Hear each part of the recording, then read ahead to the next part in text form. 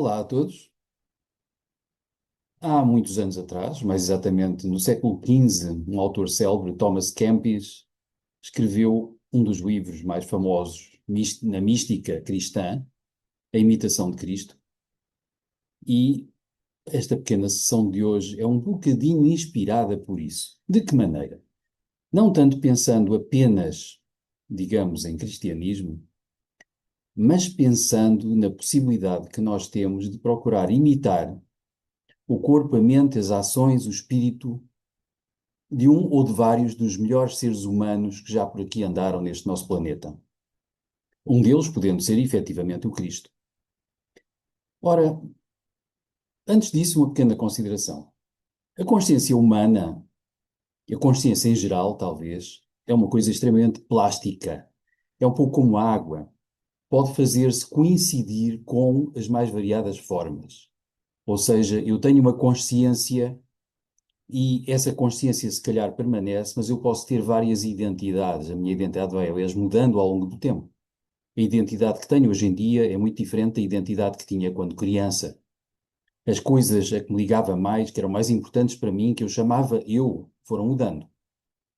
Ora, com isto, vale a pena perceber que, efetivamente, esta consciência plástica que nós temos pode ousar identificar-se com coisas muito diferentes.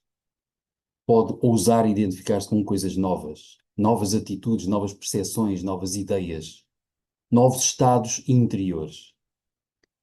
E é aí que entra esta noção de poder imitar os melhores seres humanos.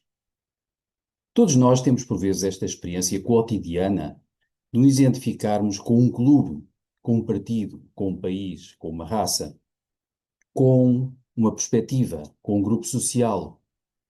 Isso, que é normal e humano, e corresponde à maneira como a consciência se configura em identidades variáveis, é também perigoso.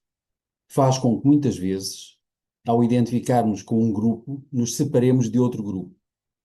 Por vezes queremos, então, a vitória do nosso clube, do nosso grupo, queremos a supremacia da nossa raça, queremos a supremacia do nosso grupo social, queremos, por vezes, ir mais além do que os outros. Facilmente nos tornamos críticos em relação a quem não é como nós, ou seja, como é aqui, quem não é como aquilo com que nos identificamos, e isto cria problemas. Ora, agora vamos pensar um pouco, imaginando, vamos talvez sentir como é estar na pele de um ser muito mais evoluído que o comum dos seres humanos. Vamos imaginar como é um Cristo ou um Buda, por exemplo, olharem, percepcionarem coisas através, talvez não dos nossos olhos, mas talvez de um outro olho. E então, como é que um ser desses olha para as coisas? Como é que ele pode conceber, sentir, pensar no mundo e nos outros? Pessoalmente, tenho uma enorme dificuldade em imaginar o Cristo ou o Buda a aplaudirem um clube em detrimento do outro. Ou a quererem que um país triunfe sobre o outro e que mate mais gente do lado contrário, por exemplo. Muito dificilmente. Imagino mais facilmente que um Cristo ou um Buda se olharem de dentro de mim para o mundo, procurem atuar e atuem efetivamente como fãs da humanidade inteira.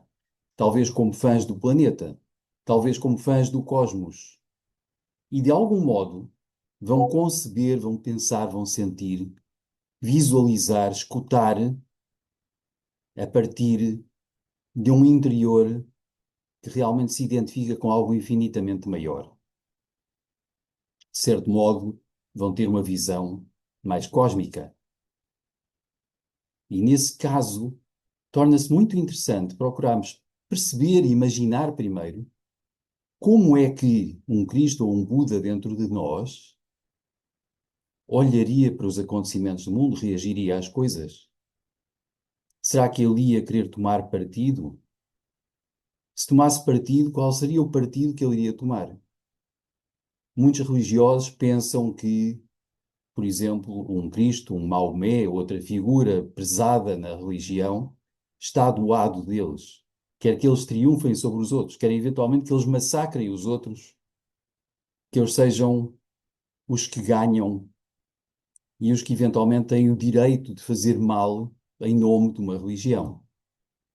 Não consigo de maneira nenhuma conceber um verdadeiro Cristo ou um verdadeiro Buda a ter este tipo de sentimento.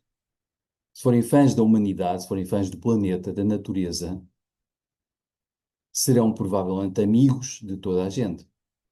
Procurarão estar do lado da evolução humana em geral, da expansão da consciência em todo o lado. Estarão do lado do amor. Quererão o bem de todos o mais possível. Quererão que cada um de nós melhore como ser humano, que expanda a consciência, que expanda a percepção, que abra o coração.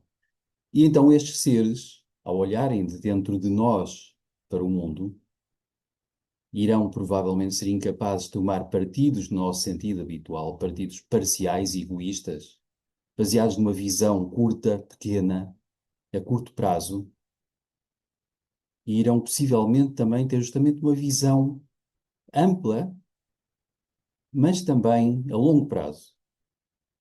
Perceberão, talvez, como é que as nossas atitudes separatistas, bélicas, egoístas, autocentradas, irão refletir-se aqui a 100 ou 1000 ou 10.000 anos na evolução da humanidade. E então, estes seres irão provavelmente procurar subtilmente apoiar a evolução dos seres humanos.